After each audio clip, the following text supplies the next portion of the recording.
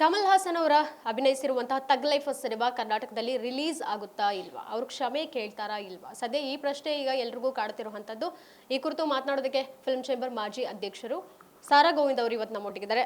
Sir, ಈಗಾಗಲೇ ಈ ಬೆಳವಣಿಗೆ ತುಂಬಾ ದಿನಗಳಿಂದ ಬರ್ತಿರುವಂಥದ್ದು, ಆದರೆ ಬೇರೆ ರೀತಿ ತಿರುವನ್ನ ಪಡೆದುಕೊಂಡಿರುವಂಥದ್ದು. ಬಟ್ ಏನು ಪ್ರೊಡಕ್ಷನ್ ಹೌಸ್ ಕಡೆಯಿಂದ ಏನು ಬರ್ತಾ ಇದೆ ರಿಯಾಕ್ಷನ್ ಅಂತ? ನೋಡಿ, ಈಗಾಗಲೇ ನಾವು ಹಲವಾರು ಸಭೆಗಳನ್ನು ಮಾಡಿದ್ದೀವಿ. ಆ ಸಭೆಗಳಿಗೆ ಆ ಚಿತ್ರದ ಹಂಚಿಕೆದಾರರನ್ನು ಕರೆಸಿದ್ದೀವಿ, ವೆಂಕಟೇಶ್ ಅಂತ ಹೇಳ್ಬಿಟ್ಟು. ಅವ್ರಿಗೂ ನಾವು ಮನವರಿಕೆ ಮಾಡಿಕೊಟ್ಟಿದ್ದೀವಿ. ನಾಳೆ ದಿನ ಏನಾದರೂ ಹೆಚ್ಚು ಕಮ್ಮಿ ಆದರೆ ಅದನ್ನು ನಾವೇ ಅನುಭವಿಸ್ಬೇಕಾಗುತ್ತೆ. ಯಾಕೆಂದರೆ ಕನ್ನಡ ಪರ ಹೋರಾಟಗಾರರು ಸುಮ್ಮನೆ ಕೂತ್ಕೊಳ್ಳೋದಿಲ್ಲ, ನನ್ನಿಂದ ಹಿಡಿದು. ನೀವು ಈ ಕೂಡಲೇ ಕಮಲ್ ಹಾಸನ್ ಅವ್ರನ್ನ ಸಂಪರ್ಕ ಮಾಡಿ, ಅದು ಏನು ನಿಮ್ಮ ಚಿತ್ರ ಬಿಡುಗಡೆಗೆ ಯಾವ ರೀತಿ ಅವರು ಸಹಕರಿಸ್ತಾರೆ ಅನ್ನೋದನ್ನು ನೀವು ಮಾತನಾಡಿ ನಮಗೆ ತಿಳಿಸಿ. ಅವರು ಕ್ಷಮೆ ಕೇಳದೆ ಹೋದರೆ ಯಾವುದೇ ಕಾರಣದಲ್ಲೂ ಪಿಕ್ಚರ್ ಬಿಡುಗಡೆ ಆಗೋದಕ್ಕೆ ಚಲನಚಿತ್ರ ವಾಣಿಜ್ಯ ಮಂಡಳಿನೂ ಒಪ್ಕೊಳ್ಳೋದಿಲ್ಲ, ಪ್ರದರ್ಶಕರು ಒಪ್ಕೊಳ್ಳೋದಿಲ್ಲ, ಕರ್ನಾಟಕದ ಕನ್ನಡ ಪರ ಹೋರಾಟಗಾರರು ಯಾರೂ ಕೂಡ ಒಪ್ಕೊಳ್ಳೋದಿಲ್ಲ. ಹಾಗಾಗಿ ಬೇಷರತ್ತಾಗಿ ಕ್ಷಮೆ ಕೇಳಿದ್ರೆ ಅದಕ್ಕೆ ಏನಾದರೂ ಒಂದು ಗೌರವವನ್ನು ನಾವು ಕೊಡ್ಬೋದು.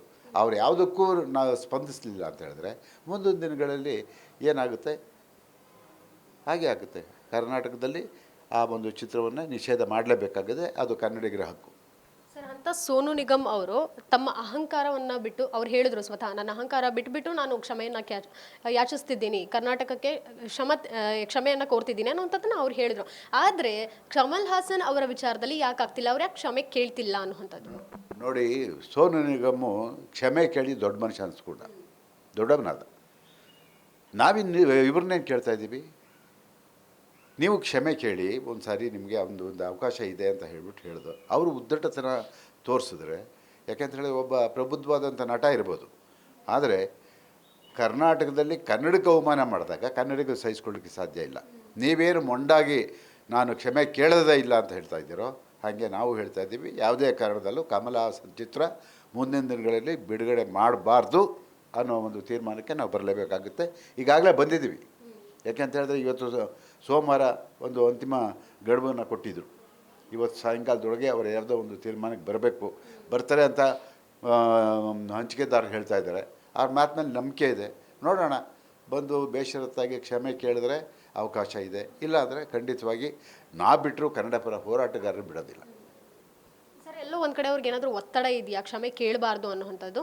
ನೋಡಿ, ಇಲ್ಲಿ ಹೆಂಗೆ ನಮ್ಮ ಮೇಲೆ ಒತ್ತಡ, ಕರ್ನಾಟಕದ ಕನ್ನಡಿಗರು ಒತ್ತಡವನ್ನು ಹೇಳ್ತಾ ಇದ್ದಾರೋ ಕ್ಷಮಾಪಣೆ ಕೇಳಬೇಕು ಅಂತ ಹೇಳ್ಬಿಟ್ಟು, ಹಾಗೆ ನನಗೆ ಬಂದಿರೋ ಒಂದು ಮಾಹಿತಿ ಪ್ರಕಾರ ಅಲ್ಲಿಯ ಜನ ಕೂಡ ಯಾವುದೇ ಕಾರಣದಲ್ಲೂ ಕರ್ನಾಟಕದಲ್ಲಿ ಕನ್ನಡಿಗರ ಕ್ಷಮೆ ಕೇಳಬಾರ್ದು ಅಂತ ಒತ್ತಡವನ್ನು ಅವರ ಮೇಲೆ ಹೇರ್ತಾ ಇದ್ದಾರೆ ಅಂತ ನನಗೆ ಬಂದಂಥ ಮಾಹಿತಿ. ನೋಡೋಣ, ಅವರು ಕರ್ನಾಟಕದ ಕನ್ನಡಿಗರಿಗೆ ಕ್ಷಮೆ ಕೇಳ್ತಾರ, ಇಲ್ಲ ತಮಿಳುನಾಡಿನ ಜನದ ಪರವಾಗಿ ನಿಂತುಕೊಳ್ತಾರೆ. ಯಾಕೆಂತ ಹೇಳಿದ್ರೆ ಅವ್ರಿಗೆ ಆ ಒತ್ತಡ ಬಂದಮೇಲೆ ಅವ್ರ ಜೊತೆಯಲ್ಲೇ ನಿಲ್ಲಬೇಕು.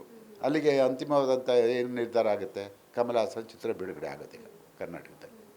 ಸೊ ಈ ರೀತಿ ಆದಮೇಲೆ ಒಂದಷ್ಟು ಚರ್ಚೆ ಕೂಡ ಬರಬಹುದು ಸರ್. ಯಾವ ಥರ ಅಂದರೆ, ಈಗ ನಮ್ಮ ತಮಿಳು ಸಿನಿಮಾವನ್ನು ಕರ್ನಾಟಕದಲ್ಲಿ ರಿಲೀಸ್ ಮಾಡಲ್ಲ ಅಂದರೆ ನೆಕ್ಸ್ಟ್ ಕನ್ನಡ ಸಿನಿಮಾಗಳನ್ನು ತಮಿಳುನಾಡಲ್ಲಿ ರಿಲೀಸ್ ಮಾಡೋದು ಬೇಡ ಅನ್ನೋಂಥ ನಿಲುವು ಅವ್ರು ತೆಗೆದುಕೊಳ್ಬಹುದಲ್ವಾ? ಅಲ್ಲ, ಅದು ಖಂಡಿತ ಆಗುತ್ತೆ, ಅದು ಖಂಡಿತ ಮಾಡ್ತಾರೆ. ಅದನ್ನೇ ನಾವು ಚರ್ಚೆ ಮಾಡಬೇಕಾಗಿಲ್ಲ. ಯಾವಾಗ ಅವ್ರ ಚಿತ್ರ ನಿಲ್ಲಿಸಿದ್ವೋ ಆಗ ನಮ್ಮ ಕನ್ನಡ ಚಿತ್ರನೂ ಅವರು ನಿಲ್ಲಿಸೋದಕ್ಕೆ ಪ್ರಯತ್ನ ಮಾಡ್ತಾರೆ.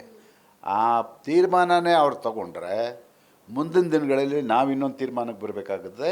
ಕರ್ನಾಟಕದಲ್ಲಿ ಕನ್ನಡ ಚಿತ್ರಗಳಿಗೆ ಆದ್ಯತೆ ಹೊರತು ಪರಭಾಷೆ ಚಿತ್ರಗಳನ್ನ ನಾವು ಬಿಡುಗಡೆ ಮಾಡಲ್ಲ ಅಂತ ಹೇಳ್ತೀವಿ. ಯಾವಾಗ ಕನ್ನಡ ಪಿಕ್ಚರಲ್ಲಿ ನಾವು ಯಾರು ಪಿಕ್ಚರ್ ಹೇಳ್ತಾ ಇದ್ದೀವಿ, ನಾವು ಕಮಲ್ ಹಾಸನ್ದು ಒಂದು ಪಿಕ್ಚರು, ಆ ಕ್ಷಮೆ ಕೇಳಬೇಕು, ಬೇರೆ ಚಿತ್ರಗಳಿಗೆ ತೊಂದರೆ ಇಲ್ಲ. ಹಾಗಂತ ನಮ್ಮ ನಟರು ಯಾರೂ ಮಾಡಿಲ್ವಲ್ಲ. ನಮ್ಮ ನಟರು ಯಾರಾಗಲಿ, ಈಗ ಪ್ಯಾನ್ ಇಂಡಿಯಾದಲ್ಲಿ ಮಾಡೋವಂಥ ನಟರು ಯಾರಾದರೂ ಹೇಳಿದಾರ? ತಮಿಳ್ನಾಡು ಪರವಾಗಿ ಟೀಕೆ ಮಾಡಿದಾರ, ಆ ಭಾಷೆ ಬಗ್ಗೆ ಟೀಕೆ ಮಾಡಿದಾರ? ಆ ಪಿಕ್ಚರ್ ನಿಮಗೆ ಹೆಂಗೆ ನಿಲ್ಲಿಸ್ತೀರಾ? ನೀವು ಯಾವ ಆಧಾರದ ಮೇಲೆ ನಿಲ್ಲಿಸ್ತೀರಾ? ಏನಾದರೂ ನೀವು ಅದೇ ತೀರ್ಮಾನ ತೊಗೊಂಡ್ರೆ ನಾವು ಬೇರೆ ತೀರ್ಮಾನ ತೊಗೋಬೇಕಾಗುತ್ತೆ. ಕರ್ನಾಟಕದಲ್ಲಿ ಯಾವುದೇ ತಮಿಳು ಚಿತ್ರ ಪ್ರದರ್ಶನ ಮಾಡೋಕ್ಕೆ ಬಿಡಲ್ಲ ಅಂತ ಇದು ಹಿಂದೆ ಆಗಿತ್ತು. ಅದು ಮತ್ತೆ ಪುನರ್ಜೀವ ಪಡೆಯೋದಕ್ಕೆ ಅವಕಾಶ ಇದೆ. ಅದನ್ನು ಅಲ್ಲಿ ಜನ ತೀರ್ಮಾನ. Thank you so much sir. So ಇದಿಷ್ಟು ಸಾರಾ ಗೋವಿಂದ್ ಅವರ ಮಾತಾಗಿತ್ತು. ಕ್ಯಾಮ್ರಾ ಪರ್ಸನ್ ಪೃಥ್ವಿ ಜೊತೆಗೆ ಕೀರ್ತಿ ಪಾಟೀಲ್, ಗ್ಯಾರಂಟಿ ನ್ಯೂಸ್, ಬೆಂಗಳೂರು.